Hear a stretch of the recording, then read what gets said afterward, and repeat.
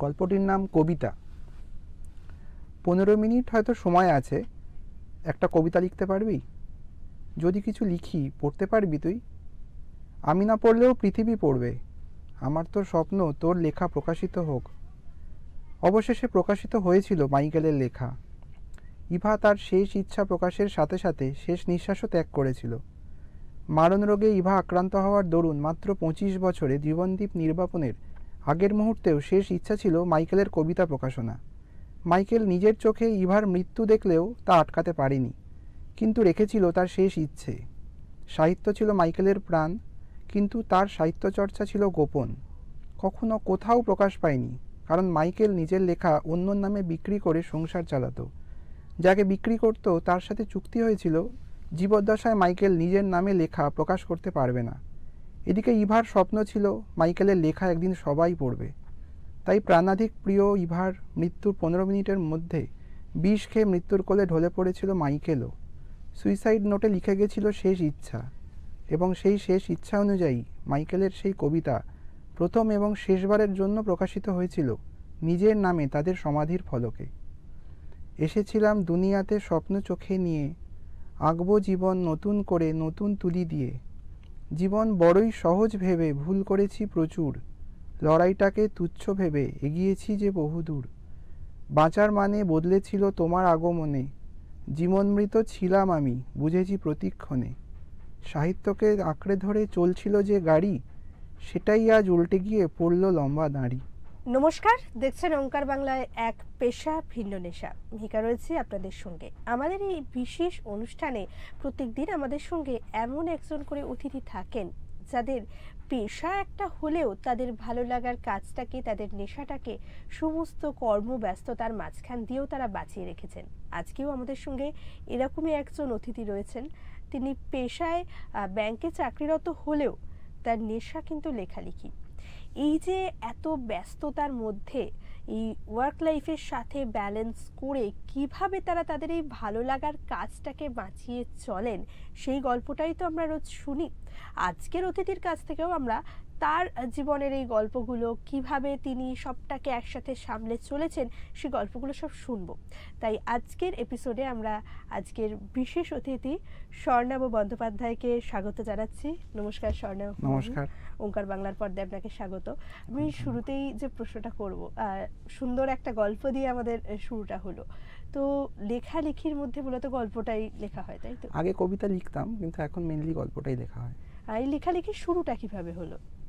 আমি ছোটোবেলা থেকেই লিখতাম, অনেক ছোটোবেলা, যখন আমি ধরুন 1-2-তে পড়ি তখন থেকেই লিখতাম, কিন্তু লেখালেখিটা কখনো সিরিয়াসলি নিইনি।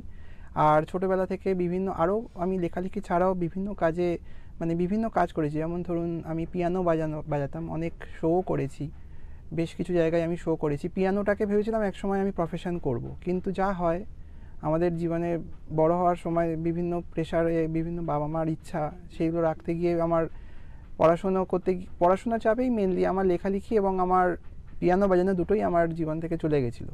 কিন্তু ভেতরে ভেতরে লেখালেখি চলছিল, যদিও খুবই সেটা নগণ্য। এইবার গত বছর 2024 সালে একটা বিশেষ দুর্ঘটনায় আমার একটা হাত ভেঙে যায়। সেই হাত ভেঙে যাওয়ার পর আমি ব্যাংকে আমি চাকরি করি বিগত 12 বছর। তো 2013 সালে আমি ব্যাংকে ঢুকেছি, পাঞ্জাব ন্যাশনাল ব্যাংক। তখন থেকে বিভিন্নভাবে প্রমোশন হয়ে এখন আমি যেখানে আছি, সকাল ধরুন 10টার সময় আমি অফিসে যাই, 9টার সময় ধরুন বেরোই, বাড়ি ফিরতে ফিরতে মিনিমাম 9টা থেকে 9:30 বাজে। 12 ঘন্টার ওপরে আমি বাড়ির বাইরে থাকি। কাজেই বাড়ি ফিরে অন্য কাজে বা অন্য নেশায় নিজেকে রাখাটা একেবারেই অসম্ভবের জায়গায় ছিল। তো আমি সেটা কখনো ভাবিও নি। লেখালেখি চলছিল, খুবই নিজের গতিতে চলছিল। তো গত বছর একটা দুর্ঘটনায় আমার হাত ভেঙে যায়, এবং সেই দুর্ঘটনার পর আমি প্রায় 1.5 মাস লম্বা একটা ছুটি পাই। সেই ছুটির সময় আমি আবার লিখতে শুরু করি, এবং এবার লেখাটা অনেক সিরিয়াসলি নিই আমি নিজের জন্য। এবং সেই লেখাটা আস্তে আস্তে আমি তখনই ফেসবুকের বিভিন্ন পেজে আমার লেখা দেওয়া শুরু করেছিলাম। তারপর আস্তে আস্তে জানি না কীভাবে আমি লেখালেখির জগতে নিজেকে আবার ঢুকিয়ে দিলাম, এবং যথেষ্ট সিরিয়াসলি আমি তারপর লেখা শুরু করলাম। এবং এভাবেই আমার বলতে গেলে লেখালেখি শুরু, বলতে গেলে। প্রথম বই প্রকাশের গল্পটা কি? প্রথম বই প্রকাশটাও খুবই আকস্মিক, কারণ আমি এটা সবার কাছেই খুব অস্বাভাবিক শোনাবে, কারণ জেনারেলি সবাই লেখালেখি ছোটো গল্প দিয়ে শুরু করে, কবিতা দিয়ে শুরু করে, কিন্তু আমি জানি না কেন নিজের অজান্তে আমি একটা উপন্যাস লিখে ফেলেছিলাম। 2024 সালের মার্চ মাসের শেষের দিকে আমি লেখাটা শুরু করেছিলাম। প্রত্যেক দিন একটু একটু করে লিখতাম। প্রতিলিপি বলে একটা অ্যাপ আছে, আমরা সবাই জানি। সেই প্রতিলিপি অ্যাপেই আমি প্রত্যেক দিন একটা করে পর্ব দেওয়া শুরু করেছিলাম। খুব খেলার ছলে লিখেছিলাম, আমার কোনো সিরিয়াসনেস ছিল না, এবং আমি আজকে লিখতাম, কাল জানতাম না যে আগামীকাল কী লিখবো। এইভাবে লিখতে লিখতে জানি না 1.5 মাসের মধ্যে আমি একটা জায়গায় চলে গেল গল্পটা, যেটা আমি নিজেই অবাক হয়ে গেলাম। মনে হলো যে এটার একটা এন্ডিং হওয়া দরকার। এবং ঠিক এপ্রিল মাসের শেষের দিকে 1.5 মাসের মধ্যে আমি ওই দিনে 1 ঘন্টা লিখতাম, তার বেশি লিখতাম না। দেখলাম একটা কোথা থেকে 59,000 শব্দের একটা উপন্যাস তৈরি হয়ে গেল, এবং সেটা একটা অন্যরকম একটা ধরুন কনসেপ্টের ওপর, টোটালি প্যারানর্মাল কনসেপ্ট, থ্রিলার উপন্যাস। এবং সেটা আমি যখন প্রতিলিপিতে ফাইনালি সাবমিট করলাম, তারপর অনেকেই সেই গল্পটা পড়ে প্রশংসা করলো, খুব খুশি হলো, এবং সবাই বললো যে এটা কিন্তু বই আকারে প্রকাশ করা উচিত। তারপরে আমি প্রকাশকের সাথে যোগাযোগ করি, এবং আমি একেবারেই নতুন ছিলাম, কোনো প্রকাশকও চিনতাম না। একজন প্রকাশকের খোঁজ পেলাম, আমার একজন বাসুদেব সেন স্যার বলে একজন আমার মানে বলতে পারেন আমার সহকর্মী ছিলেন এক সময় অফিসের, তিনিও সাহিত্য জগতে বহু বছর যুক্ত, তিনিই খোঁজ দিলেন। তো প্রতিবাস প্রকাশনী থেকে আমার প্রথম উপন্যাসটা বেরোয়, অচেনা জীবন, যার একটা খণ্ড হচ্ছে প্রথম খণ্ড, যেটা আমি প্রথম বই গত বছর অক্টোবর মাসে প্রকাশিত হয়েছে, 2024-এর অক্টোবরে। আচ্ছা, এছাড়া আর একটা বোধহয় বই আছে, সেটা বেরিয়েছে আমার গত বছর এই বইমেলাতে, বার্তা প্রকাশনী থেকে। সেটা একটা গল্প সংকলন, 14টা ভৌতিক গল্পের সংকলন। ভৌতিক ঠিক বলবো না, ভূত নয়, গল্পগুলো ভূতের আছে ঠিকই, কিন্তু শুধু ভূত নয়, ভয়ের গল্প, বা বলতে পারেন ভূতের মধ্যেও যে ভালো কোনো জিনিস থাকতে পারে সেই নিয়েই আমার গল্প। খুব বীভৎস ধরুন ভয়ের গল্প লেখার আমার রুচিতে আসে না। আমি গল্পটা লিখি মেনলি সাইকোলজিক্যাল, যে কোনো ভূতের গল্প সাইকোলজিক্যালি লেখার চেষ্টা করি, এবং এই 14টা গল্প সাইকোলজিক্যালভাবেই লেখা। এই জায়গাটা থেকে একটা কৌতূহল জাগছে প্রচণ্ডভাবে, সেটা হচ্ছে লেখালেখি রয়েছে, এবং লেখালেখির বিষয় যেখানে ভূত এবং সাইকোলজি, লেখক আবার পেশায় কিন্তু ব্যাংক কর্মী, পড়াশোনাটা কি নিয়ে? আমি ডাক্তারি পড়েছি। আচ্ছা, আমার সব কিছুই খুবই অদ্ভুত, কারণ আমি পড়েছি BHMS, bachelor of homeopathic medicine and surgery নিয়ে আমার গ্র্যাজুয়েশন করা, এবং আমি ডাক্তারিও করেছি একটা সময়, এখনও করি। আমার বিভিন্ন অনলাইন ক্লিনিকে, যেমন আই ক্লিনিক, প্র্যাক্টো, এইসব জায়গায়ও আমার আপনার প্রোফাইল আছে। আমি বেশ কিছু পেশেন্ট দেখেছি। একটা সময় আমি রেগুলার চেম্বার করতাম, কিন্তু আমি 2013 সালে ব্যাংকে ঢোকার পর 15 সালে আমার প্রমোশন হয়, আমি ত্রিপুরা চলে যাই ট্রান্সফার হয়ে। সেই থেকেই আমার চেম্বার করাটা বন্ধ হয়ে যায় বলতে গেলে। এবং পড়াশোনাটা আমি মেনলি ওই ডাক্তারির ওপরেই করেছি, তার ওটাতেই আমার গ্র্যাজুয়েশন। আচ্ছা, মানে ডাক্তার বাবু হঠাৎ করে একদিকে ব্যাংকের চাকরি নিলেন, আর একদিকে হচ্ছে লেখালেখি, আবার সেই লেখালেখিতে আবার সাইকোলজির একটা বিশাল জায়গা, খুব ইন্টারেস্টিং কিন্তু টোটাল বিষয়টা। আচ্ছা, তো এই সাবজেক্ট হিসাবে হঠাৎ করে এই ভূত এবং এই যে বললেন সাইকোলজিক্যাল ব্যাপার, এইগুলোকে চয়েস করে নেওয়ার পেছনে কোনো কারণ? আমি তো আমি যে এখন গল্পটা ধরুন পড়লাম, প্রথম গল্পটা, ওটা কিন্তু ভূতের নয়, একেবারেই একটা সামাজিক বা ইমোশনাল গল্প। আমি প্রথমত শুরু করেছিলাম কিন্তু ইমোশনাল গল্প দিয়েই আমার লেখা। ছোটোখাটো লিখতাম, অনুগল্প বেশ কিছু লিখেছি, সবই সাইকোলজিক্যাল বলতে পারেন, কিন্তু অবশ্যই আপনার ইমোশনাল গল্প। কিন্তু ভূত বা আপনার থ্রিলার লেখাটা আমার একটু ঝোঁক হলে যখন আমি ওই অ্যালফ্রেড হিচককের কিছু লেখা পড়েছিলাম। সেই অ্যালফ্রেড হিচককের বলতে পারেন একটা প্রভাব আমার ওপর এসেছিল। তারপর আমার লেখাগুলোর মধ্যে থ্রিলিং ব্যাপারটা আসা শুরু করে, আমি নিজেরই অজান্তে, আমি নিজেই বুঝতে পারি না, থ্রিলারের দিকে আমি ঝুঁকে যাই। আর আমার ফার্স্ট যে উপন্যাসটা, সেটা তো আপনাকে জানিয়ে এলাম যে আমি থ্রিলারের ওপর, এবং এখন থ্রিলার শুধু নয়, কিন্তু আমার বেসিক মনে হয় যে ইমোশনাল গল্প বা ধরুন সাইকোলজিক্যাল গল্পের মেন কারণই হচ্ছে মনস্তত্ত্ব নিয়ে আমার একটা কৌতূহল বহু বছর ধরেই ছিল। বিশেষ করে আমি হোমিওপ্যাথিক মেডিসিন নিয়ে পড়েছি, হোমিওপ্যাথিক মেডিসিনেও একটা মনস্তত্ত্বের বিশাল একটা জায়গা আছে। মনস্তত্ত্ব এবং সাইকোলজিক্যাল বেসে অনেক ওষুধ প্রেসক্রাইব হয় হোমিওপ্যাথিতে। তো তখন আমি মানুষের মনস্তত্ত্ব নিয়ে প্রচুর পড়াশুনো করেছি। একটা মানুষের বাইরে থেকে কী কী গুণ বা কী কী ফিচার থাকে, আমরা বুঝতে পারি মানুষের মনে কী চলছে, এই জিনিসগুলো আমি পড়েছি, এবং তার বলতে পারেন তার একটা এফেক্ট হয়তো আমার লেখায় আসছে। না মানে পুরো পড়াশোনাটা যে ব্যাকগ্রাউন্ডটা রয়েছে সেটা লেখাতে যে একটা বিশাল জায়গা করে নেয়, এবং পরোক্ষভাবে হলেও হয়তো আমরা সাধারণ চোখে দেখতে না পেলেও যিনি লেখক তিনি কিন্তু সূত্রটা ঠিকই পেয়ে যান, এবং তার লেখায় যে তার লেখাপড়া, তার যে স্টাডিজ, সেটার যে একটা বিশাল ইম্প্যাক্ট থেকে যায় সেটা আবার কিন্তু স্বর্ণাভবাবু বেশ ভালো মতো বুঝিয়ে দিলেন। আর একটা বিষয় আমার একটা বিশেষ কৌতূহল জাগছে, এই যে বললেন আপনার প্রথম বই 2024-এ এবং তারপর 2025-এ, তো যারা উঠতি লেখক এবং যারা একদম নতুন এই ফিল্ডে, তাদের কাছ থেকে অনেক সময় একটা কথা আমরা শুনতে পাই, সেটা হচ্ছে পাবলিশারের কাছ থেকে যথেষ্ট পরিমাণ সাহায্য না হওয়া, রয়্যালটি নিয়ে সমস্যা এবং আরও অনেক ধরনের সমস্যা। তো এই রকম কোনো সমস্যা কখনো ফেস করেছেন? আমি নিজেই এখন অবধি কোনো বইয়ের রয়্যালটি কিন্তু পাইনি। তার কারণ আমিও উঠতি লেখকদের মধ্যেই একজন, পুরোপুরিভাবে। বুঝতেই পারছেন, আমি মাত্র 6 মাস 7 মাস হয়েছে আমার বই বেরিয়েছে। আর রয়্যালটির ব্যাপারটা এখনও অবধি আমি যতটুকু জানি যে যারা নতুন লিখছে, রয়্যালটির থেকেও বড় ব্যাপার হচ্ছে তারা কোথা থেকে বইটা বেরোচ্ছে। আমার মনে হয় নতুন লেখকদের লেখার মানে যখন লেখে কোনো একটা লেখা, যখন তার মনে হয় সেটা প্রকাশ পাওয়া উচিত এবং ভালো লিখেছে বলে নিজের ফিল হয়, তখন সবার আগে উচিত সঠিক প্রকাশনা সংস্থার কাছে যাওয়া। শুধু রয়্যালটি নয়, প্রকাশকের প্রধান কাজ হচ্ছে বইটার সঠিক বিপণন বা বলতে পারেন মার্কেটিং প্রপারলি করা। মার্কেটিং মানে যে শুধু ফেসবুক পেজে অ্যাড দেওয়া বা বিভিন্ন সোশ্যাল সাইটে অ্যাড দেওয়া তা নয়। মার্কেটিং মানে হচ্ছে আপনার বইটার অ্যাভেলেবিলিটি যেন প্রপার থাকে। বিভিন্ন দোকান, কলেজ স্ট্রিট শুধু নয়, কলেজ স্ট্রিটের বাইরেও বিভিন্ন বড় একটা আপনার বিভিন্ন জায়গায় বিভিন্ন স্টল থাকে। ইভেন দীঘাতে দেজের স্টল আছে, বিভিন্ন জায়গায় আছে, দার্জিলিংয়ে আছে। সব জায়গায় বইটার অ্যাভেলেবিলিটি যেন থাকে, এটা পাবলিশারের বা প্রকাশকের প্রথম কাজ হওয়া উচিত। এবং যদি যতটা অ্যাভেলেবিলিটি বাড়ানো যাবে, ততটাই সেই বইটার কিন্তু লোকের কাছে পৌঁছবে, এবং যত পৌঁছবে ততই মানুষজন বইটা পড়বে, রিভিউ দেবে, তার থেকেই বইটা মার্কেটিং হবে। অ্যাকচুয়ালি ভালো বইয়ের মার্কেটিং কিন্তু সব থেকে ভালো হয় পাঠকদের মাধ্যমে। যদি পাঠক বইটা পড়েন এবং তার ভালো লাগে, সেই আরও 10 জন পাঠককে বলবে যে বইটা পড়ো, বইটা ভালো লেগেছে। কিন্তু অনেক প্রকাশক আছেন, অবশ্যই এটা মিথ্যে নয়, আমার নিজেরও অভিজ্ঞতা আছে যে কলেজ স্ট্রিট বা ধরুন এখন ভারতবর্ষে পশ্চিমবঙ্গে বিভিন্ন প্রকাশন, নতুন অনেক প্রকাশক এসছে।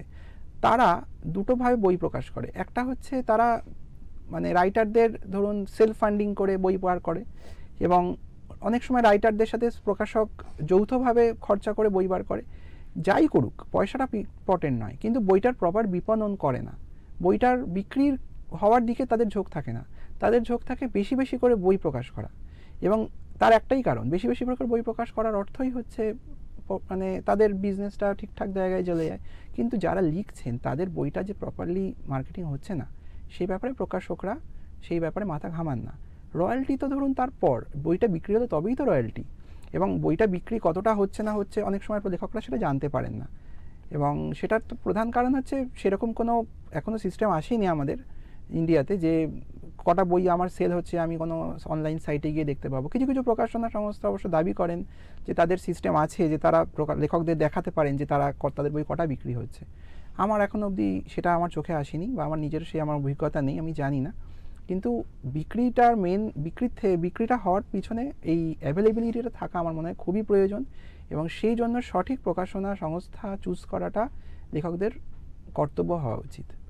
সত্যি এই বিষয়টা অত্যন্ত চিন্তার, এবং শুধু লেখক বলে নয়, এটা কিন্তু আমাদের সাধারণ মানুষেরও চিন্তার বিষয়। সামনেই কলকাতা বইমেলা আসছে, আবার একদল নতুন লেখকের সাথে আমাদের পরিচয় হবে, এবং কলকাতা বইমেলার আর একটা বৈশিষ্ট্য কিন্তু প্রত্যেক বছরই নতুন কোনো না কোনো পাবলিশারের সাথেও আমাদের পরিচয় হয়, এবং যেখানে আমাদের দেশের বুক রেজিস্ট্রেশনের সিস্টেমটা অত্যন্ত ভালো, ISBN আমরা ফ্রিতে অ্যাপ্লিকেশন করতে পারি, সেখানে দাঁড়িয়ে বোধহয় লেখকদের সাথে এই অসহযোগিতাটা এটা যথেষ্ট চিন্তার বিষয়। এবং এটা নিয়ে লেখক হোক, পাঠক হোক, আপামর সাধারণ মানুষের প্রচণ্ডভাবে একটা সচেতনতা দরকার। কারণ যে কোনো ব্যবসাতেই কিন্তু ফেয়ারনেসটা প্রচণ্ড ইম্পর্টেন্ট। সেটার অভাব দেখা গেলে তার ভোক্তারাই মূলত ভোগেন। যাই হোক, আমরা এবার পরের প্রশ্নে যাব।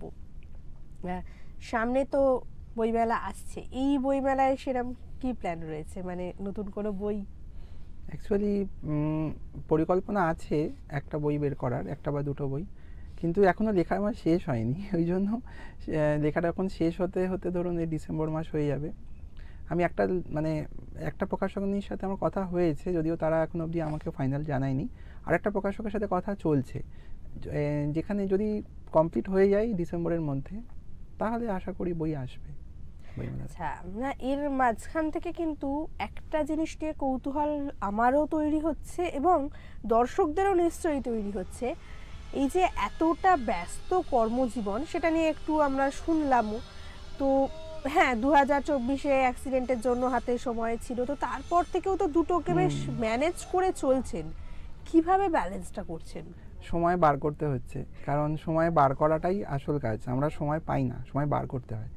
ভালো লাগা জিনিসের জন্য সময় বার করাটাই আমাদের নর্মাল প্রবৃত্তি। আমি রাতে ধরুন ফেরার পর আমার রাত্রে ওই 1টা-1:30 অবধি আমার মিনিমাম টাইমটা আমি দিই লেখার জন্য। বা বিভিন্ন ধরুন ভালো বই বা ভালো সিনেমা দেখার চেষ্টা করি, যেগুলো থেকে আমি অনেক সময় অনেক কিছু মানে অনেক আইডিয়া পাই। এবং আমি প্রচুর সিনেমা দেখি এবং সেখান থেকেও আমি মানে লেখার রসদ পাই। সেগুলোও আমি বলতে পারি আমার লেখার একটা হেল্প। মানে যখনই সময় পাই, যে কোনো ফ্রি টাইম আমি পাই, সব সময় চেষ্টা করি এই ধরনের কোনো কাজে নিজেকে ব্যস্ত রাখা। এবং অফিস যাওয়ার আগে বা পরে বা অফিসের মধ্যে থাকার সময় আমি একদমই পাই না, কিন্তু তারপর ছুটির দিনগুলোতেও হাতে থাকে। সপ্তাহে 4 দিন, মাসে আরও 2 দিন, মানে টোটাল আপনার 6 দিন সময় পাই। 6টা দিন আমি পুরোটাই চেষ্টা করি লেখার পিছনে দেওয়ার, যদিও সব সময় সম্ভব হয় না, কারণ আমাদের নিজস্ব তো কাজ থাকেই। তাও আমি যতটা পসিবল এই রাত্রিরের টাইমটাই আমি দিই লেখার পিছনে। আচ্ছা, এই যে এত কিছু ম্যানেজ করে লেখার গল্পটাও শুনলাম, তবে শুরুতে একটা জিনিস আমরা শুনেছিলাম, সেটা হচ্ছে সোশ্যাল মিডিয়ায় লেখালেখি বা আপনি বললেন প্রতিলিপিতে লেখালেখি করেছেন। এই প্রসঙ্গে একটা বক্তব্য প্রচুর মানুষের কাছ থেকে আসে, সেটা হচ্ছে সোশ্যাল মিডিয়া থেকে লেখা চুরি। এবং এই বিভিন্ন অ্যাপগুলো, সেখানে একই লেখা হয়তো দ্বিতীয়বার অন্য একজন রাইটারের নাম দিয়ে পাবলিশ হয়ে যাচ্ছে, তো সেইরকম কিছু কখনো ফেস করতে হয়েছে? সম্প্রতি আমার একটা গল্প, যেটা আমি গল্পগুচ্ছ গ্রুপে দিয়েছিলাম, সেই গ্রুপে একটা মানে ফেসবুকেই আরেকজন দেখলাম অনেকটা সেই রকম প্লটের ওপর, একদমই প্রায় সেরকম, এন্ডিংটা একটু ডিফারেন্ট, একটা গল্প পোস্ট করেছেন। তো যেহেতু গল্পটা হুবহু সমান সেম নয়, তাই বলা যায় না তিনি চুরি করেছেন, কিন্তু যেহেতু প্লটটা চুরি করা, এই ধরনের চুরি মানে বা বলতে পারেন নকল করা বা অনুকরণ করাটা হয়েই থাকে সোশ্যাল মিডিয়ায়। একদম অনুকরণ করাটা তো মানে, আর একটা জিনিস আমার হয়েছে, যেটা আপনার একটা অভিজ্ঞতা, যে আমার গল্পের ওপর দুটো বলতে পারেন মানে অডিও হয়েছে, যে দুটো অডিও সম্বন্ধে আমি জানি না, যেটা আমি পরে মানে ইউটিউবে দেখতে পেয়েছি। আমার নাম দিয়েই প্রকাশিত হয়েছে, সেটা আমি বলবো না, কিন্তু আমার মানে কোনো পারমিশন না নিয়েই করা হয়েছিল। তো এইগুলো রকম খবরও হতেই থাকে আমার মনে হয়, যদিও এগুলোকে আমি মানে ঠিক চুরি বলবো না, এগুলো বলতে পারেন যে হয়তো তারা প্রফেশনালি জানেন না যে কোনো গল্প নেওয়ার সময় তার লেখকের সাথে অবশ্যই যোগাযোগ করা উচিত। কারণ আমি পরে যখন যোগাযোগ করেছিলাম, তখন আমি জানতে পেরেছিলাম যে তারা এটাই বলেছিলেন। তা এছাড়া আমার সেরকম কোনো অভিজ্ঞতা নেই, মানে আমার গল্প কেউ অন্য নিজের নামে প্রকাশ করেছে বা নিজের নামে মানে পাবলিশ করেছে, এরকম কিছু আমার চোখে পড়েনি। কিন্তু এই দু একটা ছোট ছোট জিনিস আমি দেখেছি এই কদিনে, বেশি দিন তো হয়নি, কয়েক মাসই তো বলতে পারেন, বা 1 বছরই তো বলতে পারেন আমার সক্রিয় লেখালেখি তার মধ্যে। না, এটা কিন্তু সত্যি অত্যন্ত অ্যাওয়ারনেস দরকার এই বিষয়টা নিয়ে, কারণ ইন্টালেকচুয়াল প্রপার্টি যথেষ্ট একটা আইনত ব্যাপার, এবং ইন্টালেকচুয়াল প্রপার্টির রুল রেগুলেশনস নিয়ে আমাদের কিন্তু যথেষ্ট পরিমাণে সচেতন থাকা উচিত। সেই জায়গায় কিন্তু সোশ্যাল মিডিয়ার দৌলতে বেশ কিছু মানুষের এটা ধারণা যে সোশ্যাল মিডিয়ায় পোস্ট করা আছে মানে তারা সেটাকে তাদের নিজের মতো ব্যবহার করতে পারেন। এবং রিসেন্টলি একটা জিনিস প্রচণ্ড দেখা যায়, সেটা হচ্ছে ছোটোখাটো মিম, বিভিন্ন বড় মিম পেজ থেকে কিন্তু, যেগুলো প্রচুর ফলোয়ার, তাদের বেশ ভালো মতো নাম আছে, ছোটোখাটো অ্যাকাউন্টের চুটকি মিম সেগুলোকে রিপোস্ট করা, মানে পারমিশন ছাড়া।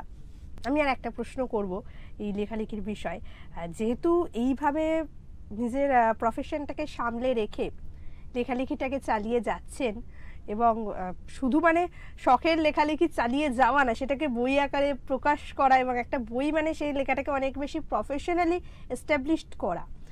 তো এই রাস্তাটা একটু যেহেতু এগিয়েছেন, যারা আসছেন পরবর্তীকালে এবং যে মানুষেরা কোথাও গিয়ে কাজের চাপে তাদের ভালো লাগার জিনিসটা থেকে দূরে চলে যাচ্ছেন, তাদের উদ্দেশ্যে কি বলবেন? আমি সবার উদ্দেশ্যেই এইটাই বলবো যে দেখুন, ভালো লাগার জিনিস বা প্যাশন এখন মানুষের জীবনে খুবই প্রয়োজন।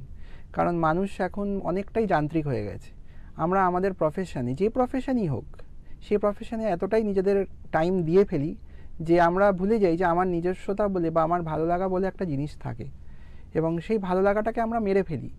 জীবনের একটা সময় এসে আমরা বুঝতে পারি যে সেই ভালো লাগাটার প্রয়োজনীয়তা ভীষণ ইম্পর্টেন্ট ছিল একটা সময়, তখন আমাদের আফসোস হয়। তাই সেই আফসোসের জায়গায় না গিয়ে যদি কারোর কোনো প্যাশন থাকে, কোনো হবি থাকে, সেইটাকে প্রাধান্য দেওয়ার জন্য আমার মনে হয় নিজের প্রফেশনটাকে একদম আলটিমেট বা শেষ না মনে করে তার সাথে যেটুকু টাইম পাওয়া যায় যদি বার করা যেতে পারে, ভালো লাগলে টাইম কিন্তু বার করা যাবে, এটা আমার বিশ্বাস। টাইম কারুর, সবারই 24 ঘন্টার দিনের সময়, তার বেশি সময় কারুর নেই, কিন্তু সেই 24 ঘন্টার মধ্যেই কেউ হয়তো সারাদিন হয়তো কিছু না করেই হয়তো সময় কাটায়, কেউ হয়তো দেখা যায় প্রচুর কাজ করেছে, বিভিন্ন মাল্টিপল কাজ করেছে। একজন হয়তো বৈজ্ঞানিক, তার কাছে হয়তো এইটুকু টাইমই হয়তো অনেক টাইম। তাই আমি বলতে চাই যে প্রত্যেকটা মানুষের মানে যারা যারা ফিউচারে আসতে চাইছে লেখালেখিতে, তাদের মাথায় রাখা উচিত যে যদি আমি চাই এটাকে প্রফেশনালি নিতে, তাই অবশ্যই যেন আমার পেশা যাই হোক তার সাথে যেন আমি এটাকে কখনো কম্প্রোমাইজ না করি। মানে পেশার জন্য কম্প্রোমাইজ করাটা আমার কাছে এটা ভুল কাজ, এটা হওয়া উচিত নয়, এবং সেটা নিজেকেই ঠিক করে সময় বার করতে হবে।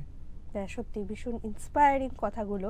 কোনো বিষয়ের প্রতি যদি আমাদের ভালো লাগা থাকে, সেটা যদি আমাদের প্যাশন হয়ে থাকে, সেটাকে যে কোনো মূল্যে বাঁচিয়ে রাখাটা কিন্তু ভীষণ জরুরি আমাদের জন্য। যাই হোক, আমাদের আড্ডাটা বেশ জমে উঠেছে, তো বকবক অনেকখানি হলো, প্রশ্নোত্তরের পালাও বেশ গেল। আমি স্বর্ণাভবাবুকে রিকোয়েস্ট করব অনুষ্ঠানের শেষটা যদি একটা গল্প দিয়ে করা যায়। এই গল্প, প্রথমে যে গল্পটা পড়েছিলাম আমার একদম লেখালেখির প্রথম সময়কার গল্প, সেই গল্পটা আমার নিজের লিখে খুব ভালো লেগেছিল। খুব ছোট গল্প, তার মধ্যে একটা কবিতাও আছে। শেষ গল্প যেটা আমি পড়ব সেটাও আমার খুবই প্রিয় একটা গল্প, এবং গল্পটা বেশ বিখ্যাত হয়েছে, বিভিন্ন জায়গায় প্রচুর প্রশংসা পেয়েছে, আমার নিজেরও খুব পছন্দের। গল্পটার নাম আর্টিস্ট। রাত অনেক হলো, আর কতক্ষণ জেগে থাকবে? এবার তো ঘুমো। ঘুম আসছে না যুথিকা। বাবাই এখনও ফিরল না, সকালে ঝগড়া করে বেরিয়ে গেল। কোথায় গেল বলো তো? কোথায় আবার যাবে? তোমার ছেলেকে আমি তোমার থেকে ঢের বেশি ভালো চিনি। নিশ্চয়ই অনিকের সাথে রয়েছে। কি বললে? অনিক? ওই তো সকালে এসে বলল কোন চ্যানেলে নাকি একটা শো রয়েছে, বাবাইকেও টেনে নিয়ে গেল। সারাদিন মিমিক্রি করে রেডিও টিভিতে শো করে বেড়ায়। আমার ছেলের মতন রোজগার করে তো আর খেতে হয় না। এরকম কেন বলছো? ও একজন আর্টিস্ট, আর মিমিক্রি করে কারুর তো কোনো ক্ষতি করছে না, বরং উপকারই করছে। হ্যাঁ সেই। কার উপকার করেছে শুনি? বাবা প্রচুর টাকা রেখে গেছে তো, তাই শখের আর্টিস্ট হয়ে দিন কাটাচ্ছে। বাবাইয়ের ওপর তো আমরা দুজনে সম্পূর্ণ নির্ভরশীল। বাবাইয়ের উচিত অবিলম্বে অনিকের সংস্পর্শ ত্যাগ করা। আর কথা না বাড়িয়ে, কথা কাটাকাটি না করে, সেরিব্রাল স্ট্রোকে অসুস্থ অন্ধ স্বামীকে জোর করে ঘুম পাড়িয়ে বারান্দায় গেল যুথিকা। মোবাইল বের করলো, ঝাপসা চোখে অনিকের নম্বর খুঁজে ডায়াল করলো। অনেকক্ষণ বাজার পর ওপাশ থেকে ফোন তুলে খুব পরিচিত কণ্ঠ প্রশ্ন করলো, কাকু ঠিক করে ঘুমিয়েছে কাকিমা? হ্যাঁ রে, ঘুমিয়েছে। তুই কেমন আছিস? এই তো হাসপাতালে শুয়ে আছি কাকিমা। তুমি তো জানো এমন একটা রোগ, কিছুদিন পর পরই রক্ত না পেলে চলে না আমার। এই জন্যই তো সকালে ঝগড়া করে বাবাইকে নিয়ে এলাম। আজ রাতে আর ফিরতেও পারলাম না। কাকুকে একটু বুঝিয়ে বলো, কালই বাবাই ফিরে আসবে। যুথিকা বলল, কি করে ফিরে আসবে অনিক? বাবাই তো অনেকদিন আগেই আমাদের ছেড়ে চলে গেছে। তুই তো বাবাইয়ের গলার স্বর দিয়ে ওই অন্ধ মানুষটার কাছে বাবাইকে এখনও বাঁচিয়ে রেখেছিস। হ্যাঁ কাকিমা, 6 মাস আগে পথ দুর্ঘটনায় মৃত্যুর সময় হাসপাতালে বাবাই আমায় শেষ কথা বলেছিল তোমাদের দেখতে। আমি তোমাদের খবর দিতে এসে বুঝলাম আসল খবর পেলে কাকুকে বাঁচানো অসম্ভব। তুমি সব সত্যিটা বুঝতে পেরেছিলে, কিন্তু কাকুর কাছে তো বাবাইকে বাঁচিয়ে রাখাটা আবশ্যক ছিল, তাই না? শুধু গলার স্বর, টাকা পয়সা দিয়েও তো। ছাড়ো না কাকিমা। অনিকের গলায় হাসির সুর। আমার তো বাবা মা নেই, অ্যাপ্লাস্টিক অ্যানিমিয়ায় কদিন বাঁচবো তারও কোনো ঠিক নেই। কি হবে টাকাগুলো নিয়ে? জানো তো, এতদিন টিভিতে রেডিওতে ভয়েস ওভার আর্টিস্টের শো করে বেড়াতাম, কিন্তু আমার আজ নিজেকে সত্যিই একজন আর্টিস্ট বলে মনে হয়, কারণ আজ আমার আর্টই হয়তো একজন মানুষকে সত্যিকারের বাঁচিয়ে রেখেছে। অসাধারণ একটা গল্প। আবার সেই ইমোশন, মানুষের সাইকোলজি এবং মানুষের মানুষের সম্পর্ক, যেটার জেরে আজও বোধহয় আমরা কিছু মানুষ আশায় বাঁচছি এত কিছু যান্ত্রিকতার মধ্যেও। এবং আবারও আমাদের এই শোয়ের যেটা মূল বিষয়, সেই ভালো লাগার বিষয়টাকে বাঁচিয়ে রাখা, নিজের প্যাশন দিয়ে নিজের একটা আলাদা পরিচয়কে বাঁচিয়ে রাখা, সেটারও যেন একটু এসেন্স এই গল্পটার মধ্যে রয়ে গেল। যাই হোক, আজকে আমাদের এই বিশেষ এপিসোড এই পর্যন্তই। স্বর্ণাভবাবুকে অনেক ধন্যবাদ। ওনার অত্যন্ত ব্যস্ত জীবনের মাঝখানে এতটা সময় বার করে আজ আমাদের এতখানি সময় দিয়েছেন। আমাদের সাথে বেশ সুন্দর একটা এপিসোড হলো এবং বেশ অনেকখানি আজকে তথ্যমূলক আলোচনাও হলো। তো এপিসোড এখানেই শেষ করব। তার আগে আবার দর্শকদেরকে একটা কথা বলে যাব, জীবনে ব্যস্ততা অনেক থাকবে, কাজের চাপ অনেক থাকবে, কিন্তু নিজের যেটা ভালো লাগার জিনিস সেটা কিন্তু আমাদের বাঁচার রসদ। তাই সমস্ত সমস্যার মাঝেও সেটাকে বাঁচিয়ে রাখুন, কারণ আজ বাদে কাল সেটাই আপনাকে ভালো লাগবে, আপনিও তাহলে ভালো থাকবেন। চলি, আজকের মতো এই পর্যন্তই। সবাই খুব ভালো থাকুন আর দেখতে থাকুন ওঙ্কার বাংলা। নমস্কার।